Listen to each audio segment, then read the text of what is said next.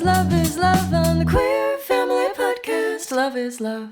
She had mentioned that she had seen the video of us talking about the different avenues of parenting and how we had said in that video, in an ideal world, we would love to do surrogacy.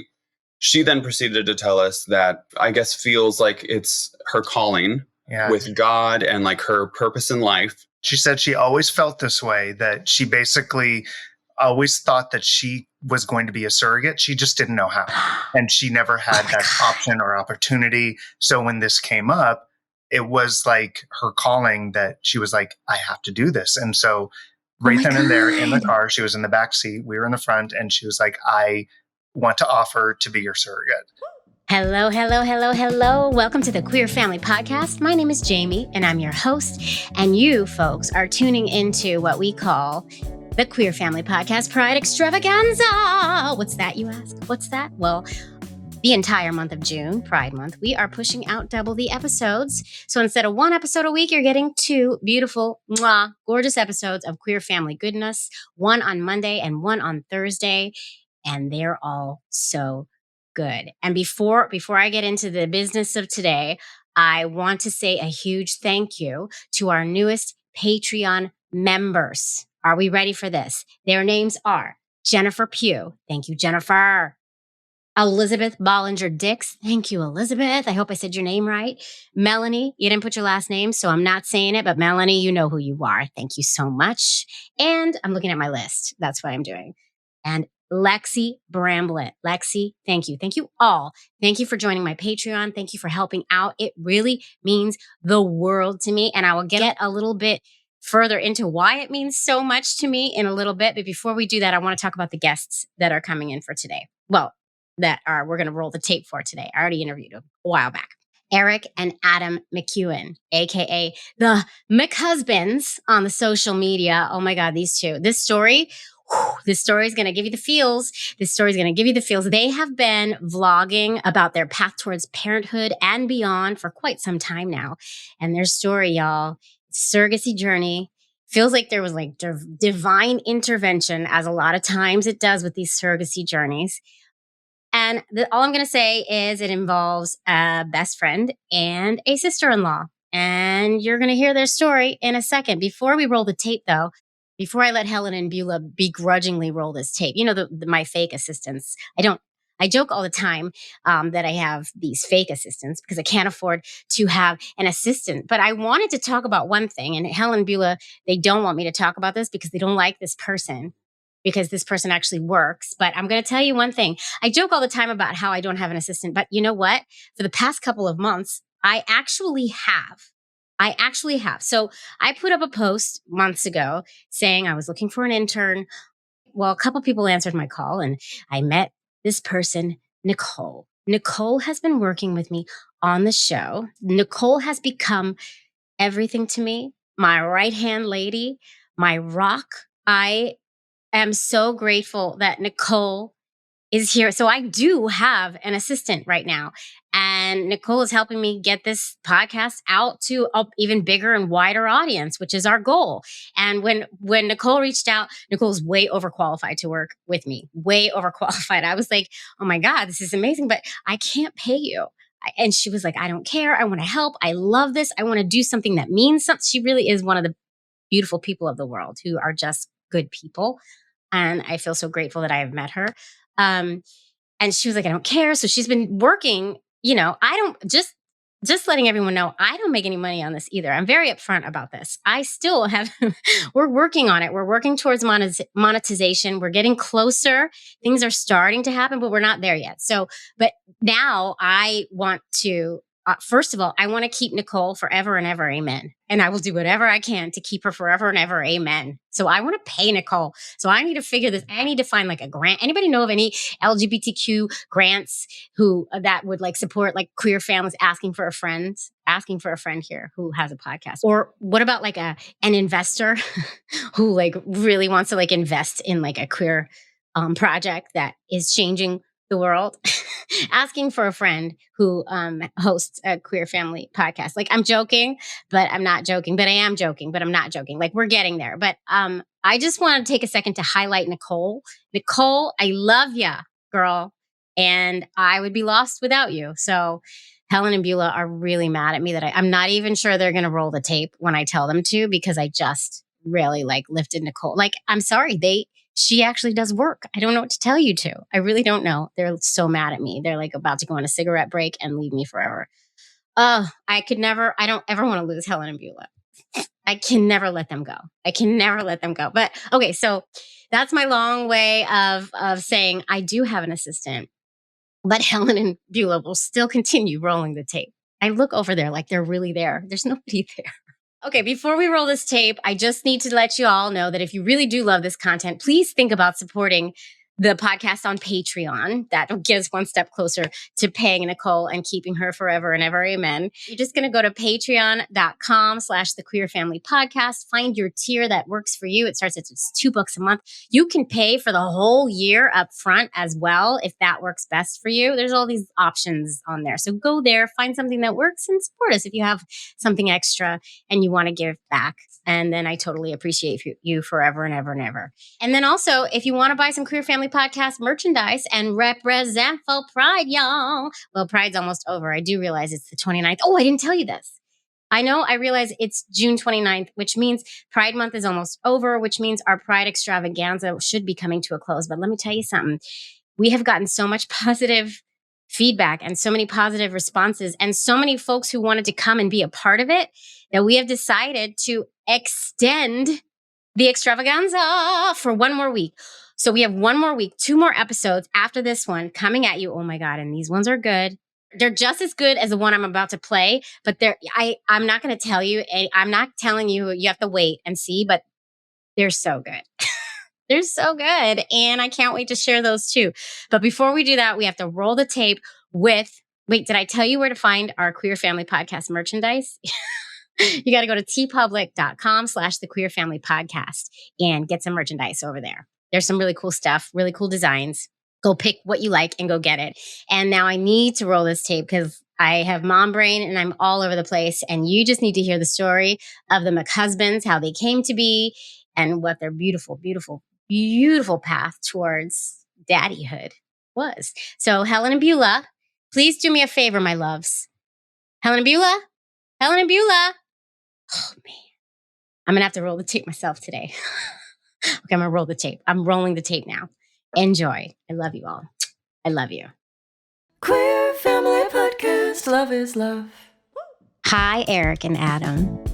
Hi, Jamie. Hello. Hi, I have the McHusbands.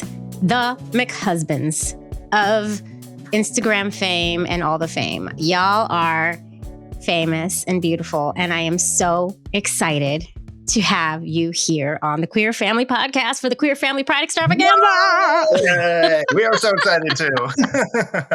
Me too. So, all right, before we do anything, we just have to get one thing out of the way. Let's do your 30-second elevator pitch so the audience and the listeners can hear who you are and why you're here talking to the Queer Fam Squad. So I'm just going to do this. I'm going to put my 30-second timer up just to make you a little nervous, but don't worry because I will never cut you off. And it's just fun. You're biting nails. You're getting scared. So you know what you're going to say? Sweaty. And there's 2 of us, so we don't get extra the time. No, but you can go over. Like I said, don't worry. Okay. And I think that you both kind of have the same mind anyway, because you've already finished each other's sentences a little bit and said the same thing at the same time when we were conversing earlier. So I think you're going to be good. Here we go. On your mark, get set, go. Erik and Adam, McHusbands, we started YouTube 6 years ago now, I think, almost 7. Mm-hmm.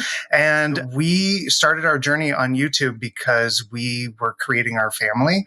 And at the time that we were creating our family 7 years ago, we could not find anybody that basically would, oh my gosh, it's already 20 seconds. This is crazy. And so we wanted to put our story and our journey out there so that other people could follow ours, learn from us, and find their way through it as well. So that was our whole reason of putting it on YouTube and where we are now. Boom. Booyah shaka. That was amazing. I can't wait to hear your story. I don't know your family building journey. I just watch you on Instagram and think you're just gorgeous and your kids are gorgeous and I love them. And I love that little video of your daughter getting her hair cut. Oh my God. That made my day. So sweet. actually doing it and being there and not going to like a salon to do it and just having that intimate moment with her. And it was pretty awesome to share that. Oh my God. It was sweet. I think I did shed a tear when I watched it because, it's just beautiful. It's freeing for her. Yeah. To watch that sure. moment of like being a parent and having those moments is pretty awesome. Yeah, I know. Isn't parenting awesome and also hard and terrible at the same time? So many things. So, okay. Your YouTube channel was started the same reason this podcast was started, because I couldn't find my story mirrored back to me and I wanted to hear it. And I started this 5 years ago. And when I went through infertility and I couldn't find my story. So that was like 7 years ago where I was looking for other stories like mine. They're nowhere. They were nowhere. There are more now because of wonderful people like you and shows like this. So kudos to you. Good job for getting out there and being visible and helping to change the world. It's really exciting to see now how many families and couples are out there telling their story. Mm-hmm. And it's really exciting, and people come to us. Those people who are now telling their story come to us and say, oh my gosh, you've inspired us to tell our story. And it makes it all worth it. Mm-hmm. Oh, it's so worth it. It's so beautiful. I want to hear your story. So let's take it all the way back. Let's take it back to the beginning with you two. Oh. And then I want to hear like your family building conversation. How did that start? Because as we know, as queer folks, we start talking about this way before we start the process, because there are so many decisions to make even before we get to the baby making part. You know what I mean? 100%. Yeah. So we met almost 10 years ago now. And when we first started dating, we met off of OkCupid dating website. And we just hit it off right up like from the get-go. And our second date, me being 9 years older than Adam, I was a little more focused and a little more had an idea of where I was going in life. And our second date, I asked Adam, I said, do you want a family? Like, are you interested in having a family? Because at that point, 9 years older, I was 34, he was 25. I was kind of on that path. And so I wanted to make sure he was too. And he was hesitant at first, but I think ultimately he saw what was in me and our future, and he caved, I guess you can say. I don't know. The potential.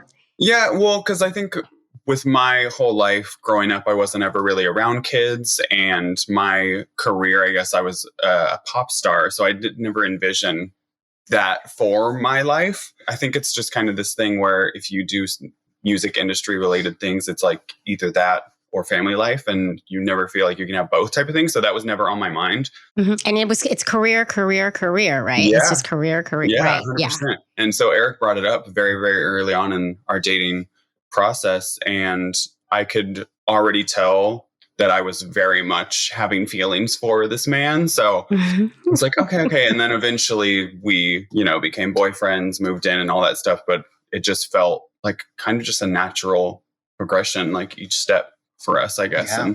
Because you knew you wanted to have kids, and that was never deterred by the fact that you were gay, or, some folks have a hard time like coming to terms, like they don't realize that it's even an option, but you always knew. I mean, I always knew I wanted kids. I came to terms that I would never have kids. So that's the difference there. Is I always wanted it, but I came to terms that I would never have it, just because our lifestyle, how difficult it is, how expensive it is, especially surrogacy. I thought about adoption as well. I'm like, okay, well, if surrogacy doesn't work out, then of course adoption is a way that we can go as well. But it was a struggle, definitely, to come to terms that I could not have kids, and that journey, and then finally realizing that it's a possibility and how exciting that was. So it wasn't easy. It wasn't like, let's have kids. Okay, great idea. Let's go. It's never that easy. You didn't just have a wild night one night and say, oh my God, we're pregnant. Like adopting a dog. Yeah, no. No, there's no accidents. There's no accidents in these interviews, unfortunately.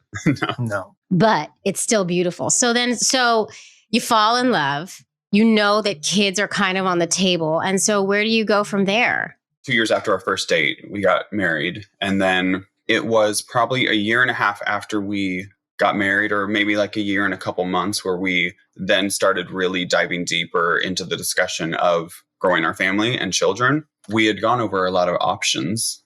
It was him, actually, because I put it out to him. I said, I'm ready. You tell me when you're ready, because I know there's a big difference here in age. I want to make sure that you're comfortable. I want to make sure that you don't look back and being like, oh, I wish we would have waited. So it was kind of like, you need to tell me. And I remember you one night saying, I think I'm ready. And I was like, what? Like, I was in shock that he was ready. And so, coming off of a year just being married and him being 26, I was like, okay. And a big smile came on my face, and we're like, let's discuss this. And so that was kind of the beginning of it, of our discussion. And then we did the whole research, starting to research and starting to look for ways that we could and how can we go about it. And we had a friend who went through adoption. And so we kind of had them to look off of, but they weren't putting their story out there. It was kind of like an internal thing that we would have to really dive deep with them. And so in our journey of trying to find something or someone that has enough information, we couldn't find it anywhere. We found some blogs and some websites that were like, this was my journey and this is how but nobody really walked through the process. Like, this is what you need to do first. Then this happens. Yep. These are your choices. This is how expensive it is. This is like nobody. It was just, I went through this process and here's my beautiful family now. Yep. So, everything we found was just fragments of the process, but we wanted like a step-by-step. I think especially me, because I was so out of like child and family world, that I wanted like a step-by-step. I wanted to know what to expect. I didn't want any surprises along the way type of thing. And so, everything we found, it was just like, poof, I had a baby, or poof, my family. Like, it wasn't just like. And you needed like a checklist. You need a check. Like, you can't just Google gay baby making and get a checklist. And that's what we need. Yeah. And it's like, it's such a big thing. Like, you're bringing other people's lives into the world. So it's like, I didn't want to take it lightly. And so with our research, we didn't find anything. And so I think that's what really inspired us to be like, okay, well, I guess if we can't find a step-by-step of the journey documented, let's do that for ourselves and then for other people too. And to have that story documented for our future kid or kids, they could look back and see how they came to be and the process that we went through and all of this love that was put into this like journey that we were about to go on. And we thought, how cool would that be? And intentionality. Yeah. It's like a time capsule that we just keep adding to pretty much that I can look back. It's so beautiful. And I never actually thought about that. We talk about the origin story all the time because as queer people, our families come to be in many different ways. And so it's really important that we're open and honest with our kids about their origin story. And we're always telling our kids their origin stories. But in your case, you have like you say, like this time capsule that just keeps adding and adding. So they have like the most amazing origin story in the world. Like that's so beautiful. Now I wish I had done that. They come up to us when they're 5 now and they're like, we want to see our baby video. So they already know about it. They're already watching it. So it's exciting. Yeah. It's amazing. And it's nothing to hide. And it's intentional and beautiful. So where'd you go from there? You decide, all right, we're gonna document this. And what do you do? How does it go? Yeah. So we dove into a lot of different places. Gays with Kids was one that really helped us back then. They were just starting. So we became friends with them pretty early on and really worked with them and figured out some stuff. So that was kind of like our first platform that we looked into. And then from there, we started the adoption route. And that's where we thought we were going because we did not have the means to be able to go the surrogacy route. Yeah, you're talking $100,000 just to start with the surrogacy route. Minimum. Yeah, and then the fostering route, I think for us, I don't know, was ever an option just because of the possibilities with foster of like the kids being taken away. Like, I don't think I had the heart to be able to like go through that. Like, mad respect to the parents that do go through that because you got to be strong in case something like that happens. And so that's why we, I think, initially chose the adoption route. And so we had to research all the local kind of adoption agencies around. And we had gone to, I believe, a seminar of an adoption agency. Basically chose them. Yeah, out of all the ones that we had researched. We put a deposit down, which is like $5,000 or something like that you have to put a deposit down. Oh, wow. That much? Yeah. I didn't know. Oh, wow. And so they say, you have up until this day to get your full deposit back and pull out. And like, if you change your mind or whatever, otherwise, as time goes on, you get a percentage back or something like that. And so at this point, we had done quite a few videos. And I think there was one video that we made for our YouTube channel that was the pricing of each avenue for building your family. So we went over the pricing of like fostering, adoption, surrogacy. And we had talked about in this video, I think like in an ideal world, we would love to do surrogacy just to have the chance to have our DNA, And so I think we had gone on a family trip with Erik's family to Las Vegas. And so it was like his sister-in-law, brother, maybe both brothers, like all their kids. It was just like a whole crew. And there was one night that we were all going to dinner to Cracker Barrel. Love Cracker Barrel. And so I think Erik's... We tend to leave that part of the story out most of the time. I love Cracker Barrel, so I'm going to shout it out. I love Cracker Barrel. I love that it was a highlight of this story. I actually love that you just dropped Cracker Barrel into the episode. And so Erik's sister-in-law had decided as we were like on our way, like, oh, let me just go with you guys in your car. And so it was Erik, me, and our sister-in-law. And so before we left, she was like, hey, I just want to like talk to you about something. I know where this is going. Oh my God. She had mentioned that she had seen the video of us talking about the different avenues of parenting and how we had said in that video, in an ideal world, we would love to do surrogacy. She then proceeded to tell us that I guess feels like it's her calling with God and like her purpose in life. She said she always felt this way, that she basically always thought that she was going to be a surrogate. She just didn't know how. And she never had that option or opportunity. So when this came up, it was like her calling that she was like, I have to do this. And so right then and there in the car, she was in the back seat, we were in the front, and she was like, I want to offer to be your surrogate. And I immediately started crying. His mouth was like, his jaw was on the floor. I was like, and it was an amazing, beautiful conversation that we had. I mean, my first question was, have you talked to my brother about this? Right. Totally. That was going to be my next question. Yeah. And of course they had. That was the day, that Friday, that she got in our car and told us about it at like 4 p.m. That was the final day that we could retract our full refund. So at 4:30, I called the adoption agency and was like, I need to retract. We just need to think about this a little more. We may have another opportunity that we may go down, but at this time, we need to take back our deposit, and we'll talk about continuing this in the future if our other path does not work. Because you need that money for an egg donor now. Yeah. Well, we got a story on that too. Oh my God. And she already had kids. Is she one of the ones that was one of the... Okay, so she had already given birth and she was like, I want to pay it forward and I want to do this for you. Holy, surrogates are the best. They're just angels on earth.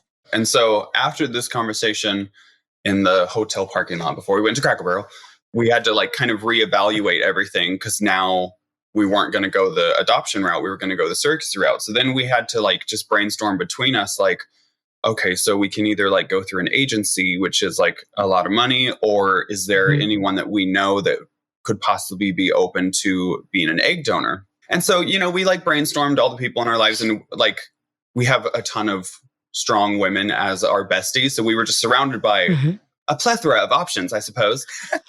And eventually we had narrowed it down to our best friend, Julie.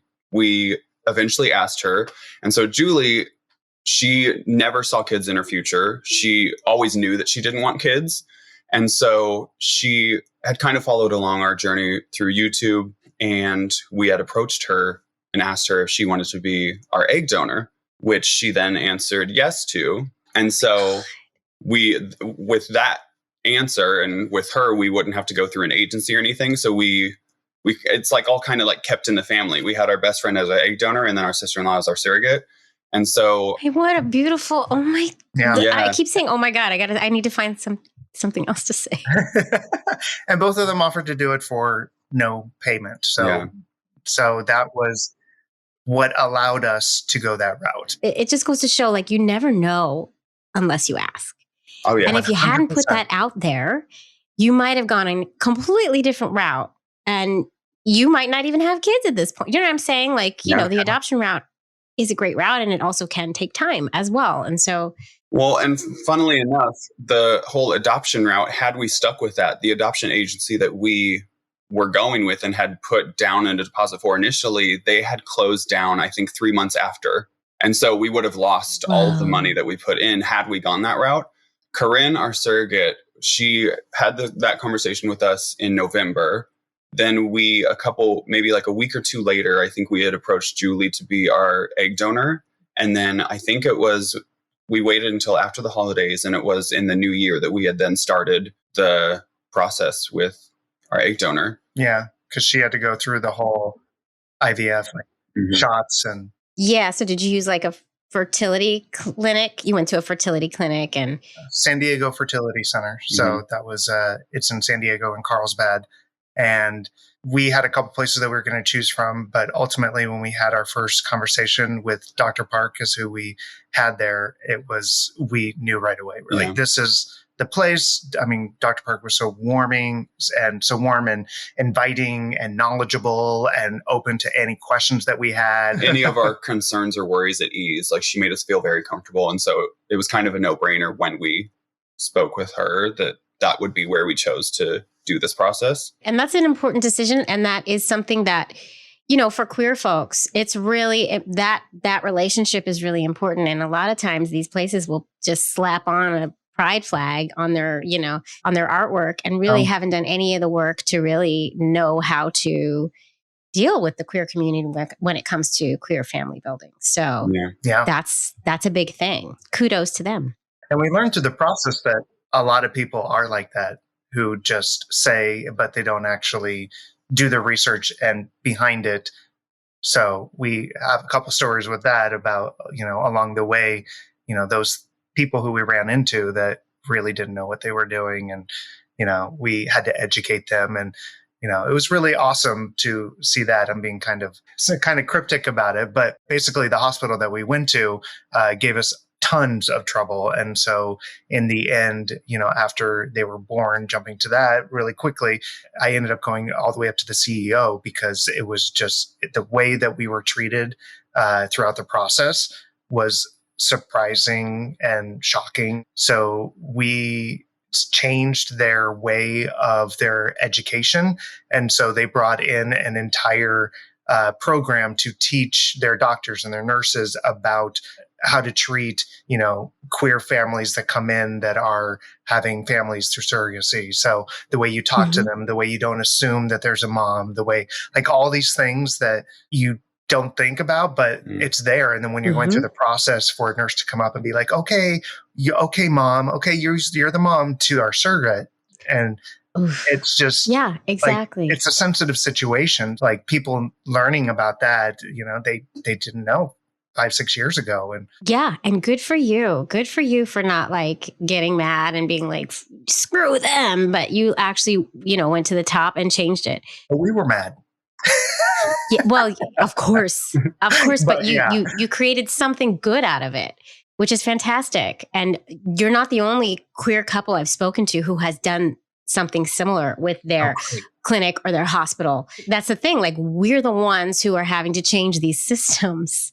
And that's why visibility and representation really matters so much, right? Because if we're not showing up and doing these things, then their awareness is never raised or heightened, or, you know, so good job. Yeah, 100%. But I want to hear more about that. But before we get to that, let's talk about just your journey to getting pregnant briefly, and just, you know, how did it all go? It was exciting. It was awesome, mainly because we had people involved that we love, that we, you know, knew were going to be in our lives past this point. And it was just this an awesome journey. My brother was there through a lot of it. Julie was there, who was our best friend. So she got to witness all of it. But we went through the process of the egg retrieval first with Julie. It was in San Diego. So we were driving back and forth a lot of the time. And then we went to the implementation process, which was amazing because my brother was there and we were there. And it all kind of just felt like a family unit through the whole thing. Really. Yeah. It was just a cool journey. And we were very, very lucky that we did not have any hiccups along the way. We had a moment of scare when she ended up having a hematoma. And so she had a lot of bleeding. And so that was within the first month that we knew that we were pregnant. And so that was pretty scary. The best part was when we found out we were having twins. So yeah, I can imagine. So through the process, the retrieval and everything, we ended up getting 22 eggs from Julie. 14 of them were viable out of 22. Holy moly. And so we decided to split it between the two of us. So Adam got 7, I got 7.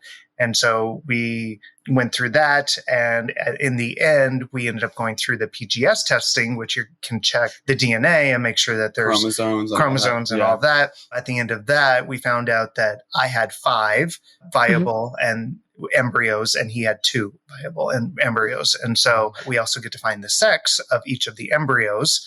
And so this entire time, we were like, okay, you've got brothers, and your brother has a boy. Yeah. I've got 2 brothers, and between the 2 of them, they have 5 boys. And so we were like, it's going to be boys. They're all going to come back. There's going to be boys. And I remember getting on the phone with the person from the clinic, and she was like, are you ready for this? They are all, and I was like, boys, girls. And I was like, what? All 7 are girls. And I remember coming home from work, and you had already had the phone call, and I came home from work. You were in the living room, and I walked up to you, and you were like, oh yeah, I spoke to them, and we found out all the results. And I was like, oh my gosh, don't tell me they're all boys. And he was like, nope, not quite. They're all girls. I was like, what? Flabbergasted. Yeah. Were you at all scared to have girls? How did y'all feel about now you know you're having girls? Yeah, we thought we wanted boys, to be honest. I think in my head, because we thought it would be boys in our easier. family. Well, and I thought it'd be easier because we are boys. So I guess it was just this idea parenting will be so much easier if we have boys because we're boys. But then each kid is different. Each boy is different. Each girl is different. So you can't that idea. We got a wake up call and we were like, okay, that doesn't really matter. I know. Yeah. It's so funny how deeply ingrained that binary thinking is into our, even when we are living these open and free, inclusive lives, and gender doesn't matter and gender is just a construct. And then you're like, wait a second, I'm having a boy. It's just interesting. Yeah. It's a societal thing, and it's not about us. It's about the people that they come into contact with too. So it's, and the way that we deal with situations with boys and girls. And so after we learned that we were having girls, we were like, duh, of course we're having girls. That makes the most sense to us. Yeah. Once the idea sat in my head, I was like, oh wait, I'm going to be fine with girl. I was raised on the Spice Girls, so I'm all about girl power. So I was like, okay, no, this will be easy breezy. We'll be fine. Yeah. But I think once the initial shock kind of wears down, then you're like, okay, this is what the universe chose for us. This is what is meant to be. You're like, oh yeah, that tracks. That tracks. Okay, I see. I get it. Okay. We can finally play with Barbies. Great. Yeah, right. If they want that, you have an excuse to play with dolls. I mean, if we had boys and they played with dolls too, we would encourage it anyway. So it doesn't make a difference. But I know it's so silly. The gender construct. Okay, so then did you each put one in? What'd you do? Yeah, so we took one of my 2 and one of Eric's 5, and that was our first round. After documenting our process and then following other families after we did our own, I learned that there was a lot of couples that face a lot of hiccups and have to do 2 rounds, 3 rounds, 4 rounds. So for us, we were exceptionally lucky because a year after the conversation with our surrogate is when the girls were born. So it happened very, very fast. We had the conversation with her and then a year later, the girls were born. So it happened crazy fast. So We had And no it took. really real hiccups, and the first They It both took stuck. that first time. both of them, And each of your embryos stuck. Yep. And it's like the dream situation. Boom, boom, boom. It's like divine intervention over here. We might have to name this episode Divine Intervention because folks just came in from the woodwork to help and make this happen. Oh my God, it's beautiful. It all really just came together. It was like right time, right place, like right people. It was just Yeah. all the puzzle pieces fit. And we were very, very lucky that it all fit in the first go round. Yeah. And so that whole process of, sister-in-law being pregnant and being able to be there at every single checkup. I mean, we drove down, having her be only 2 hours away. We were thankful for that. Mm-hmm. And for her to be able to allow us into the room every single time that she had a checkup, calling her, just going over there and like putting your head to her belly and like little things like that we were able to do that we may not have been able to do if we found a surrogate that lived in states. Yeah. Away from us. So, which happens for a lot of couples. And we know that. And so we knew that we were very, very lucky. And the fact that there were no hiccups along the way, she went to term 38 weeks. She ended up having a planned birth. And so we went in and she always wanted to do natural births. She didn't want to do C-section. So we were like, okay. And so we went in and Thanksgiving, the day of Thanksgiving, in 2017 is when we went to the hospital. And the day after that they were born, we were able to take them home. It was crazy. We didn't have an oath. Within 24 hours, we were out of the hospital. Yeah, everything happened very fast. Including our surrogate. Yeah. Our surrogate didn't walk out of the hospital, but went out of the hospital with She rollerbladed out of the hospital. She got on her motorcycle. She's like, I got to get to Cracker Barrel. Here I come. Cracker Barrel sponsor. Come on. I know. Seriously, let's get that for this. We're going to reach out to Cracker Barrel because they don't even know how many times we've mentioned them in this episode. At least like a 20% off coupon or something. Something. Free dinner. Right? Something. Oh my God. It's just so many things. Like for twins to leave the next day, that's amazing.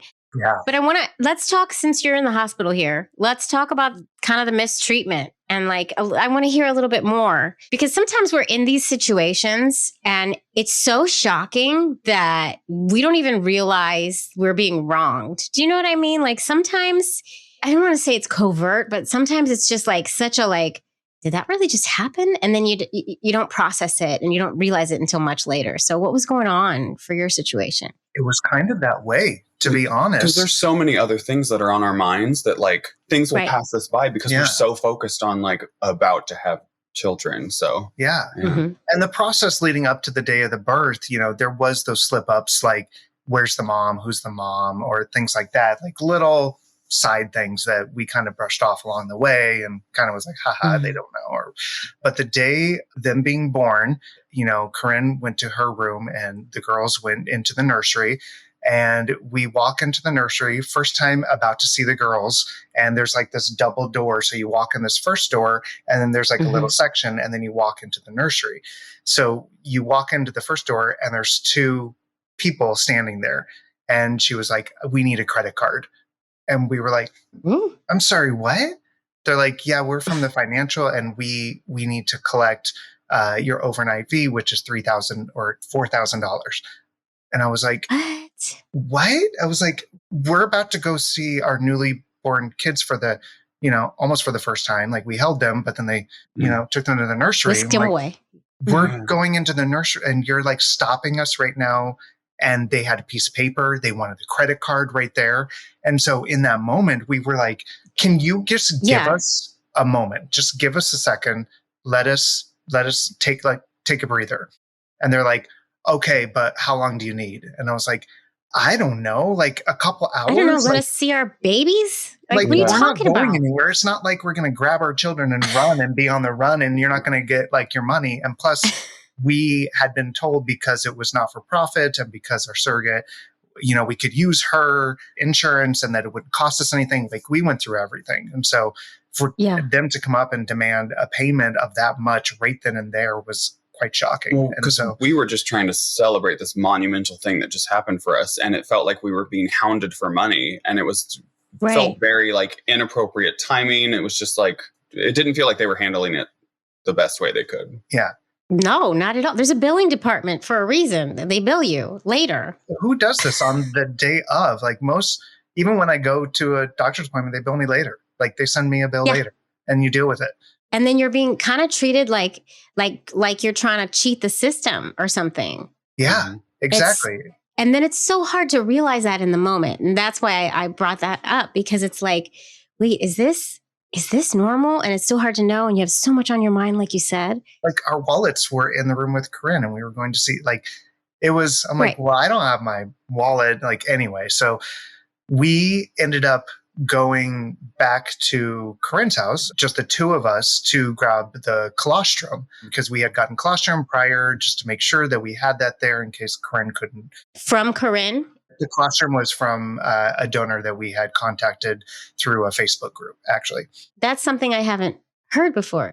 Oh, yeah. We had breast milk, like, lined up. We had a freezer full of breast milk in case anything happened. Yeah. Yeah. So we were That's set. a great idea. And so we had brought our colostrum down from LA, put it at Corinne's house because we didn't know when the girls were born and we wanted to keep it fresh. And so we went back to her place, which was like 10 minutes away, to pick up the colostrum and then come back to the hospital.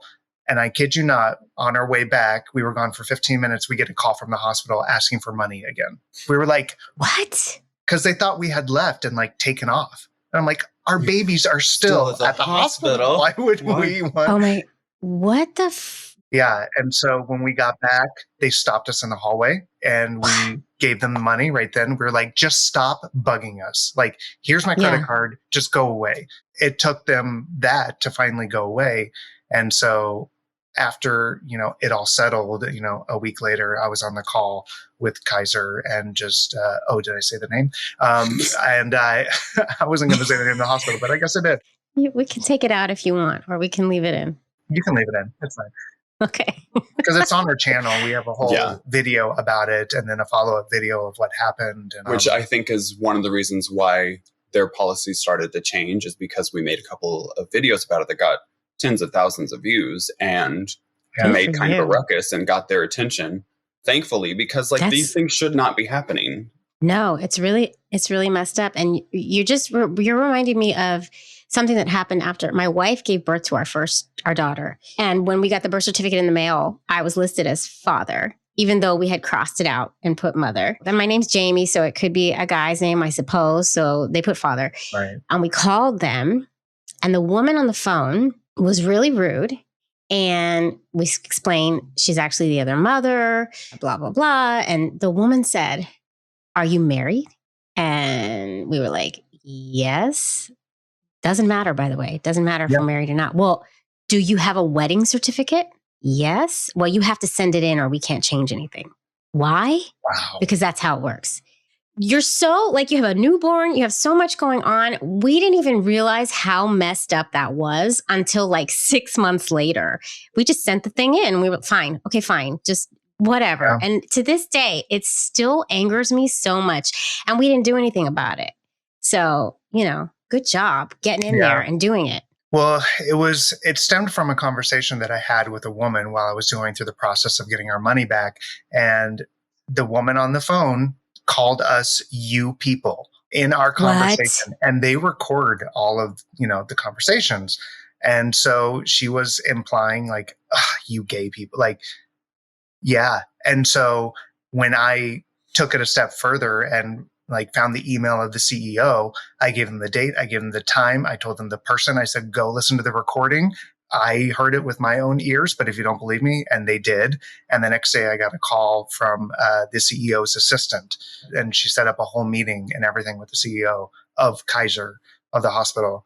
It felt liberating and good to be able to acknowledge that, and for somebody to be like, that was wrong and we are sorry, and we are now going to implement a structure to where people know how to talk and know what to do in this situation. Good job. Don't remain quiet. I mean, that's the lesson I learned. Is, even though it seems kind of not really something that you want to deal with. I was just thinking of that next couple that came down the line that would have to deal with the same thing, and it shouldn't be. So, So now they're 5, you're living that life. Ooh, I have a question. Legal. You did legal stuff, right? You got everything. You went through a lawyer, you made sure there were contracts written up. Did you do that before the babies were born? Like, just for folks who are, the checklist thing, right? Yeah. Mm-hmm. What was that process? That was the first thing we did. Mm-hmm. Once Corinne said, we can be your surrogate, I can be your surrogate, we contacted a lawyer immediately. And Corinne actually knew of another woman who went through the same thing. And so she had recommendation of a lawyer that she gave to us. So it was Corinne who actually recommended the lawyer, which was really great, because with that process, it's so good to have, because it protects everybody in the situation. Mm-hmm. And I highly recommend doing it prior to even going into the clinic the first time. Yeah, we did it before Julie even started her egg donor process, because we just wanted everyone to be protected. We didn't want anyone to get screwed over. We're all family. So we just wanted to make sure everything was put in place before anything even began, just to have our bases covered. Make sure you're all on the same page, and then we can move forward. And we had to go through everything. So we went through health checks. They went through health checks. We went through therapy sessions, including my brother as well as Corinne. And so we wanted to make sure everybody knew what to expect, especially being family. Things can get very, very touchy really quick. And so we wanted to make sure everyone was on the same page. And yeah. And I think that's important. That's an important thing to highlight, and it's an important thing to do. Did you guys have to do second parent adoption? We have not done that yet. How does it work? It's confusing in our situation, but our lawyer recommended it, and we know that we need to do it. We want to do it, but it's interesting because we have twins. One is related to one of us in the same DNA, but we don't know who, even though it's kind of obvious. But we didn't want to know. And so with a second parent adoption, we don't want to have that DNA test to go through that process, because we were kind of let's do the DNA and then keep it in an envelope for any time in the future we need it for health reasons. But in order to do that second parent adoption, you have to know. It would mean that we would definitely have to know the DNA. So we've kind of held off on that, and we haven't had an issue. I mean, we got passports for the girls. We went to Mexico with the girls. Or we were going to go to Mexico with the girls. We didn't. I was like, we did? Mexico? We had planned to, and then we that trip fell through. How'd I miss that? In my that? mind, the trip still happened. Did I have that many margaritas? I don't even remember a trip. It's possible. It's possible. But yeah, we got passports. That's another thing with our families. It's the decision. Okay. Because you're going on a lark here. You never know. And so, but your situation is really complicated, because in order to do that, you really have to compromise on something that really matters to you. And it seems like there should be another way. It seems like there should be another way. See, systems need to change. We're waiting for that other way to come through. But because, if ever, he's in a situation where he has both girls and I'm not there, it's, even though both of our names are on the birth certificate. It's strange because Corinne, she wasn't on the birth certificate, but she had to be involved in the process as the person who gave the birth mom, is what they call it, which I'm still kind of weird about that, because the word mom is still in there. So I still feel there's got to be a better term for that, because the definition of a mother is a parent of a child. That's it. It's not anything more than that. And she's not the parent of the child. So I thought that was weird. I do think in our defense with the whole second parent adoption, we definitely weren't expecting to raise kids in a pandemic, but that whole thing happened and kind of flipped the world upside down. And so ever since that started, I don't think that was really on my mind, just because we have to now navigate a world that none of us are familiar with. So that put a wrench in everything too. Yeah. The point I'm taking here, my lesson here, is that we still have a long way to go. We still have a long way to go for full equality and inclusion, because these systems are not built for our families and our unique situations. And that's not okay. But one brick at a time. Here we go. Yeah. Knocking down those walls. Keep moving forward. That's You have to. How's everything going now? I mean, your babies look gorgeous and beautiful, and you look like everything's going great. What's it like parenting two little twin girls? They are incredible. They are completely opposite of one another. There's definitely hardships, and it's definitely not the easiest thing. So putting that out there for sure, there's new things that come in every day that you have to deal with, especially now that they're at school, and now you have to deal with school issues that happen. And, we've raised them in a pandemic world. And so they haven't really had a lot of outside connection to other kids. And, what they know is just what we have taught them pretty much. And so now that they're going to school and coming home, now that they're learning things from other kids and doing some stuff, we're like, okay, so this is parenting. Okay, great. It's been awesome as far as still having the support of our followers and, people out there who still educate us, because that's the other great thing about having a platform is you're able to learn from other people, even though, they give their advice freely. And sometimes it could be, not warranted, but it's really awesome to be able to like pick and choose, the information that you're getting and what you want to apply to the situation. And we've learned a lot from our community, which is amazing. But the girls they're so great. And I think we've learned a lot from our girls and just being parents. I think you learn a lot about yourself and you grow a lot as a parent. And so like, I just think it's just a whole new world was introduced to us when they were born, and like being a parent, and you just think about a lot more things now and the consequences of everything you do. Your hearts are outside of your body. Because it's not just you that you're living for. It's like a whole unit. From even like, do I go to the grocery store now or do I go when they're asleep? Like, do I take them or do I not? Like, it's even those small little, like you just... The grocery store. It's always a thing. Man, the grocery store with kids, it's not fun. Especially two of them. I know. I have one more question before we wrap up. And I'm asking everybody in the Queer Family Pride Extravaganza this question. What does pride mean to you?